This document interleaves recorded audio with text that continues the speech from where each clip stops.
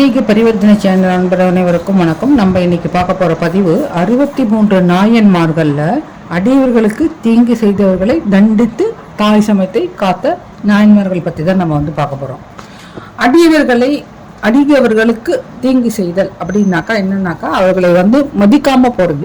அதாவது அந்த மாதிரி மதிக்காம போனா அது அந்த சுவாமியையும் அந்த சமயத்தையுமே அவமதிக்கிறதுக்கு சமமாக கருதி நாயன்மார்கள் அந்த மாதிரி செய்பவர்களை தண்டித்தார்கள்.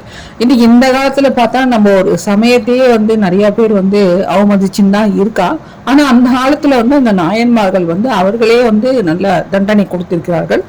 அந்த மாதிரி தண்டனை கொடுத்த நாயன்மார்கள் யாருன்னாக்கா ஒரு 4 பேர் இதுல வரா. அதுல முதலாவதா வரக்கூடியவர் விரண்மிண்டர் நாயனார், எரிபத்த நாயனார், ஏயர்கோன் கலிகாமர் நாயனார், கலிகம்ப நாயனார். இவன் 4 பேரும் தான் இந்த மாதிரி அடியவர்களை மதிக்காதவர்களுக்கு தண்டனை கொடுத்தவர்கள்.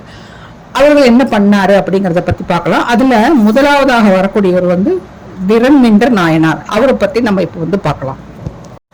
சேர நாட்டில் வேளாளர் மரபில் செங்குன்றூரில் பிறந்தவர் தான் இந்த விரண்மிண்டர் நாயனார். இவர் சிவனடியார்கள் மீது தீராத பற்றுதல் கொண்டு சிவனை வணங்குறதுக்கு முன்னால இந்த சிவனடியார்களை போற்றி வணங்கிட்டு தான் இவர் சிவனையே வணங்குவாரு.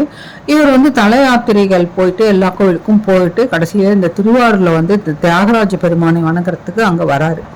அப்ப அங்க தேவாசிரியர் மண்டபத்துல இருக்கக்கூடிய அந்த சிவனடியார்களை சுந்தரர் அங்க வரப்ப அவங்களை வணங்காமல் ஒதுங்கி நேர அந்த தியாகேஸ்வரி வணங்குறதுக்கு போயிடுறாரு. அப்போ சுந்தரர் மீது இவர் கோபம் கொண்டு இவர் என்ன பண்ணிடுறாருன்னா, சுந்தரர் இந்த சிவனடியார் கூட்டத்திலிருந்து நான் விலக்கி வைக்கிறேன் அப்படின்னு சொல்றாரு.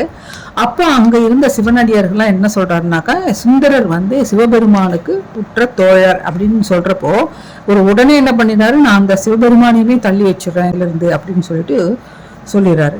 அதை கேட்டு அப்படியே சுந்தரர் திகச்சு போயிடுறாரு. என்னடா இவன் சிவனையே நம்மள தள்ளி வச்சது இல்லாம சிவனையும் சேர்த்து இவர் தள்ளி வச்சுட்டாரு அப்படின்னு திகச்சு இருக்கிறார். அப்புறம் என்ன பண்றாரு சுந்தரர் என்ன பண்றாரு, இந்த அடியவர்கள் கூட்டத்தை பார்த்துட்டு அவ மேல அவளை எல்லாம் பாராட்டி திருத்தொண்ட தொகை அப்படிங்கிறத பாடி அவளை வணங்குறாரு. அவளை வணங்கின உடனே விரண்மிண்ட நாயனார் சந்தோஷப்பட்டு உடனே சுந்தரர் நான் சிவனடியார்ல இருந்து தள்ளி வைக்கல, அவரை நம்ம இதுல ஏத்துக்கலாம்.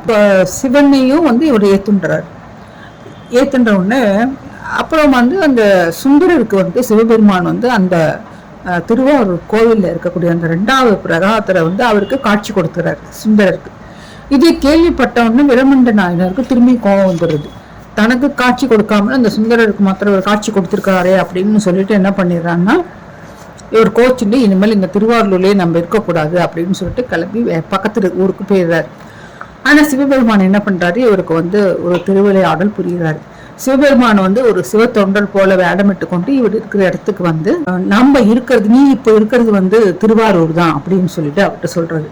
அப்போ விரண்மிண்ட நாயருக்கு கோபம் வந்துடுது. நான் எங்க திருவாரூர் இருக்கேன்னு சொல்லிட்டு கோவப்பட்டு என்ன பண்ணிடுறாருன்னா, இந்த மழு அப்படிங்கிற ஆயுதத்துல கையில ஏந்திட்டு அந்த சிவத்தொண்டரை அடிக்க வர்றாரு. அப்போ யார், சிவபெருமான் தானே சிவத்தொண்டரா வந்திருக்காரு. அவர் உடனே ஓடி போறாரு. ஓடி போய் திருவாரூருக்கு போயிடுறாரு. அந்த திருவாரூர் எல்லையை முதித்த உடனே இந்த விரண்மிண்ட நாயனார் திருவாரூர் எல்லைக்குள்ள நான் வரமாட்டேன்னு சபதம் பண்ணிட்டேன்னு வெளியில வராரு.